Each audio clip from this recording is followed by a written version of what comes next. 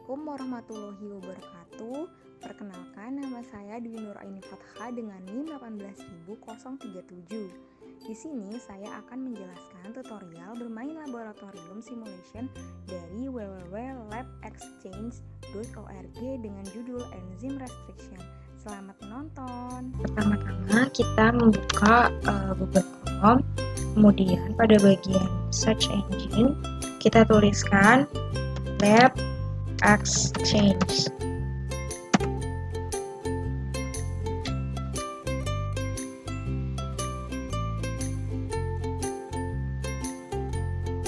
Setelah itu kita klik pada halaman ini, situs ini www.labexchange.org. Setelah tampilannya seperti ini, kita akan mencari di kolom Search Library People or Discussions, kemudian kita ketik Enzyme Restriction. Seperti ini, kemudian search.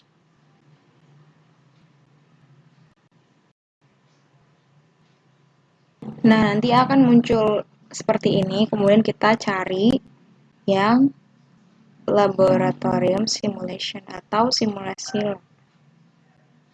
Kemudian kita buka, nanti tampilannya akan seperti ini. Kita langsung mulai aja. Di sini tulisannya Start Simulation. Kita bisa pilih level 1, level 2, dan level 3. Untuk pemula, disarankan level 1 dulu aja. Start Simulation. Kemudian di sini ada penjelasan tentang apa yang akan kita lakukan di simulasi ini.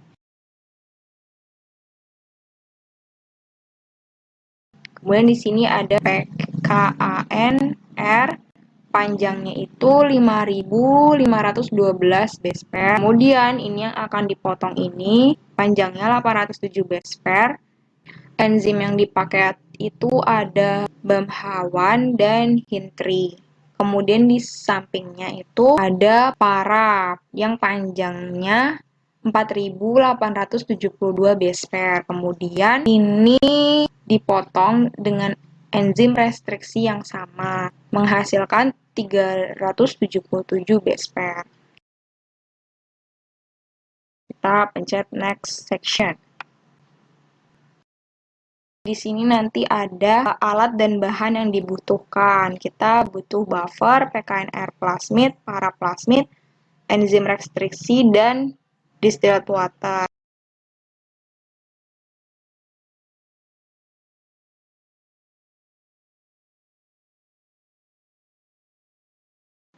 Kita next. Nah, nomor 3 ini prediction. Di sini ada pertanyaan dari gambar di atas ini.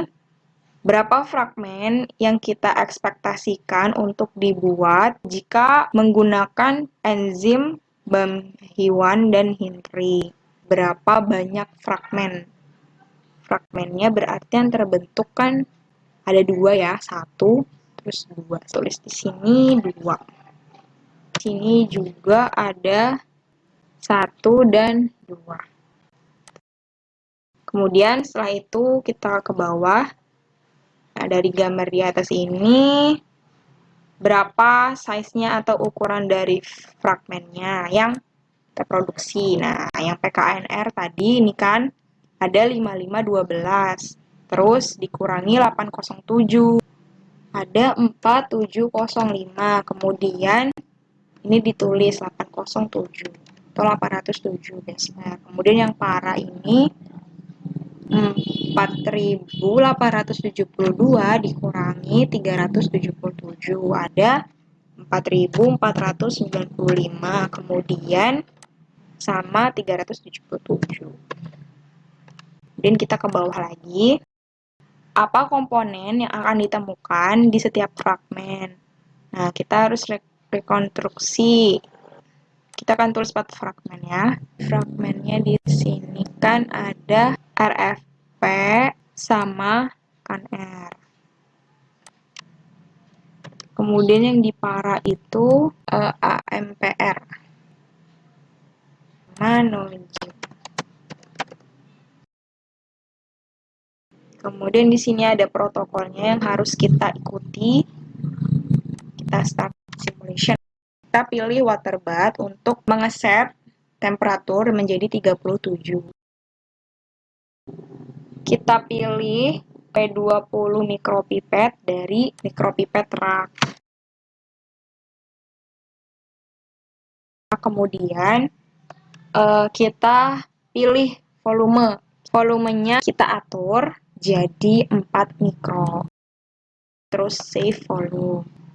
Kemudian kita pilih ini untuk buka. Habis itu kita pindahin untuk ngambil tipnya. Setelah ambil, jangan lupa ditutup. Kemudian next. Dan kita ambil cover. Kemudian kita buka. Kita masukin ini. Dan ini sampai first stop. Kita pencet, tekan yang lama, mouse kita. Kemudian jangan lupa ditutup. Kemudian setelah itu, next, kita pilih K+. Kemudian kita taruh buffernya, kita masukkan ke dalam K+. Caranya, pencet sampai 2 first, kita tekan. Kemudian jika sudah, kita tutup lagi. Dan ini kita buang ke tempat sampah. Cara buangnya, ini eject tip. Kemudian next. Kita ulang lagi perlakuan seperti itu ke Kamin.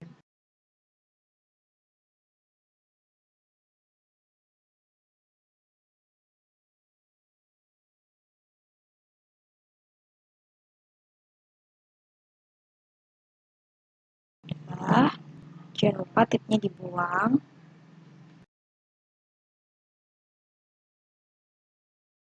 Kita ikuti step seperti tadi, dipindahkan ke tube yang A+.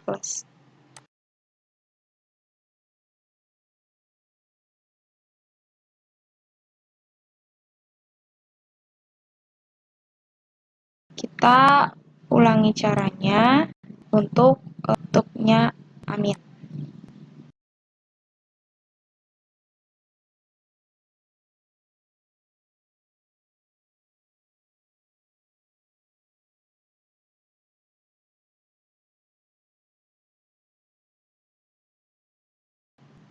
Next, kita ambil yang PKNR.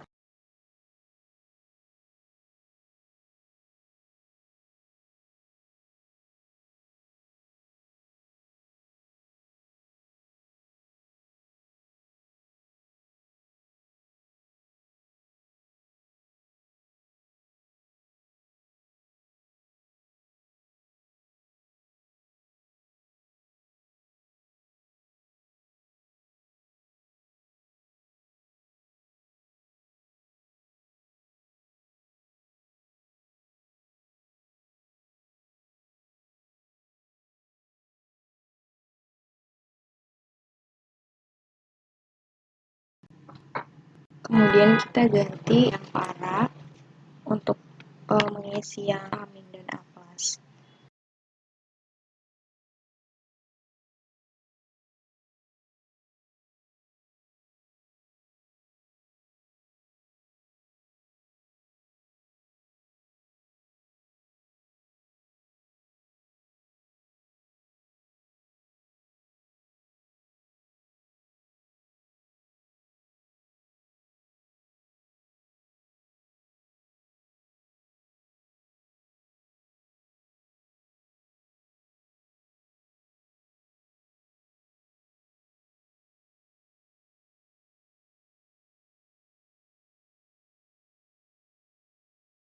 Selanjutnya kita mengubah volumenya jadi 2 mikron.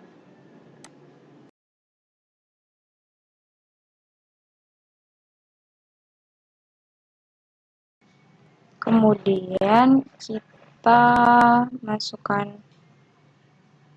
RE tube atau restriction enzyme tube. Kita masukkan yang pertama ke K+ tube.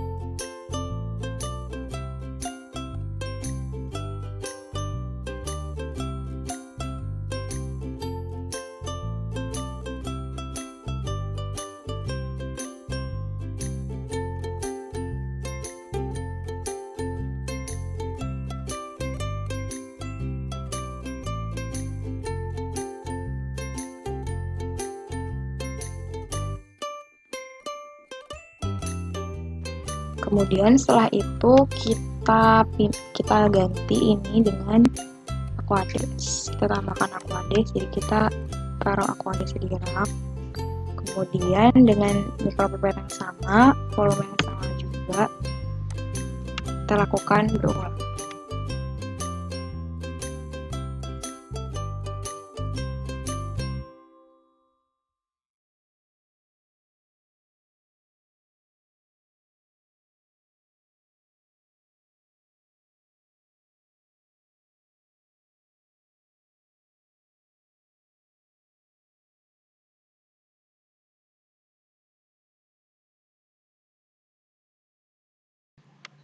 Kita menambahkan Aquades hanya pada tube A- dan K- saja, sedangkan tube A+ dan K+-nya tidak usah ditambahkan.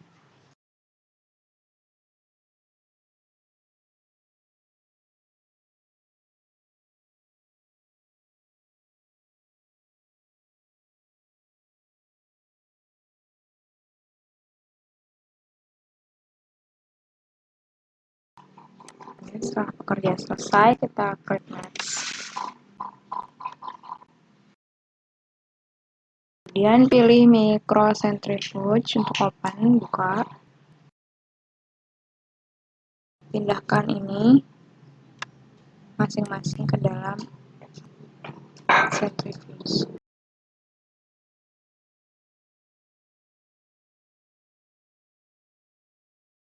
Setelah itu tutup. Kita cek ini harus seimbang. Kita cek balancing. Nah, sudah seimbang. Kemudian kita tutup. Kita set 10 detik.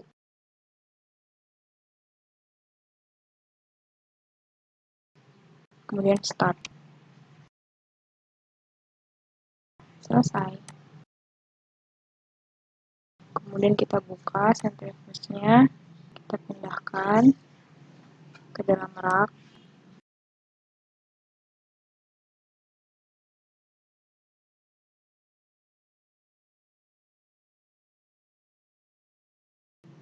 Kemudian kita buka water bath. Setelah itu kita pindahkan. Kita taruh di sini rak yang. Kemudian satu rak ini baru kita masukkan ke dalam water bath. Kemudian kita tutup. Setelah itu kita set timer 1 jam.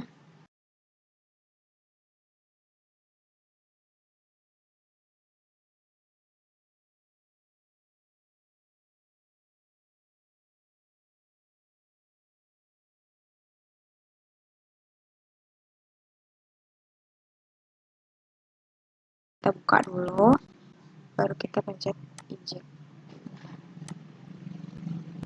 Kita taruh lagi, kemudian next. Kita buka freezer, terus kita masukkan close. Selesai, jadi sampel kita udah siap untuk dianalisis. Kemudian ini ada hasil.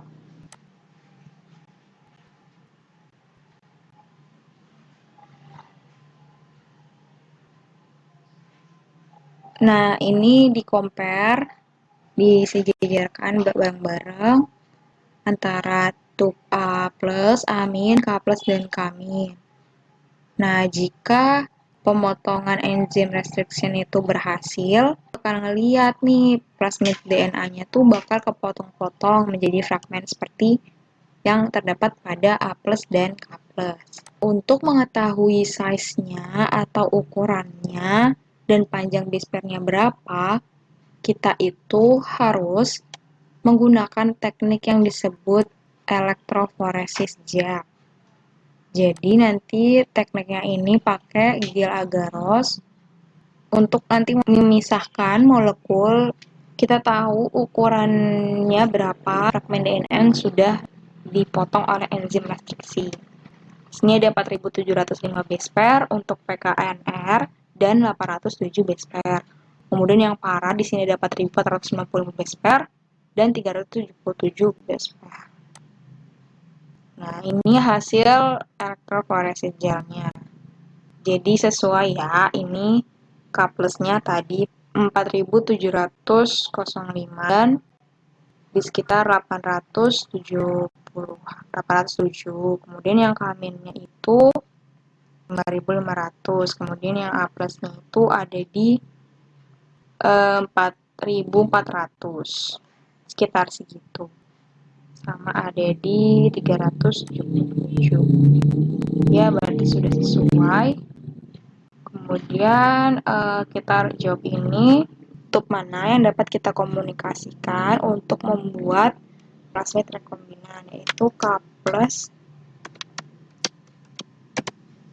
dan A plus.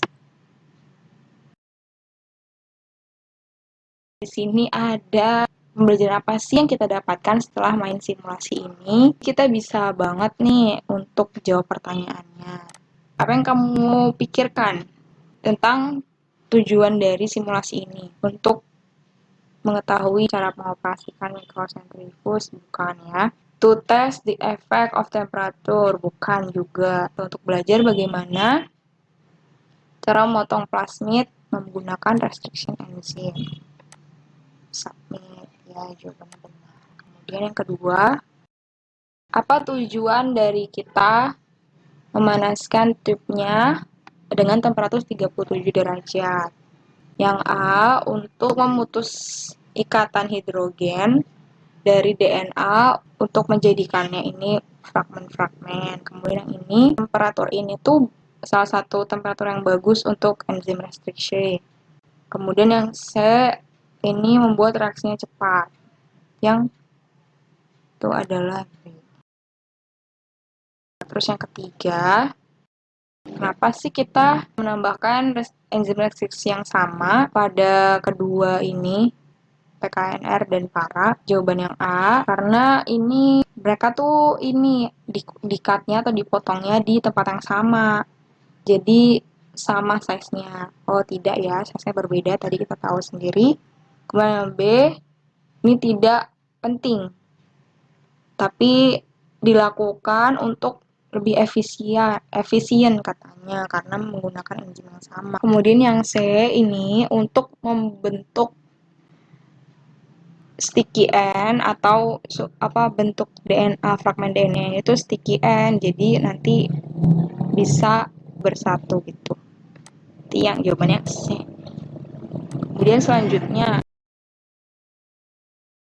kenapa kamu harus nge-spin atau muterin tubnya setelah menambahkan pelarut? Nah, yang A, untuk mengumpulkan sampel yang ada di bawah itu supaya ke atas gitu. Jadi dapat terjadi reaksinya. Yang B, untuk kinetic energy itu memulai reaksi. Yang C, untuk meremove plasmid. Nggak mungkin dong kita meremove plasmid, jadi jawabannya A. Selanjutnya Apa sih tujuannya dari tuk kamin dan amin? Yang ini untuk backup K plus dan A plus. Jika K plus dan A plus itu kerjanya tidak benar. Ini salah ya.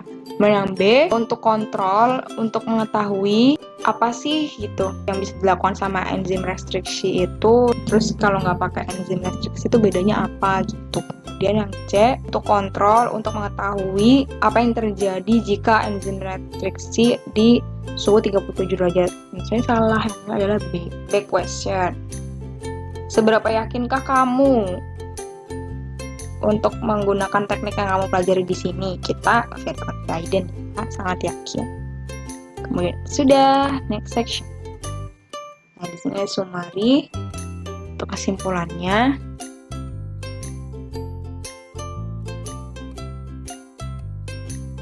Kita end simulation. Jadi hari ini simulasinya telah selesai. Semoga tutorialnya membantu teman-teman semua.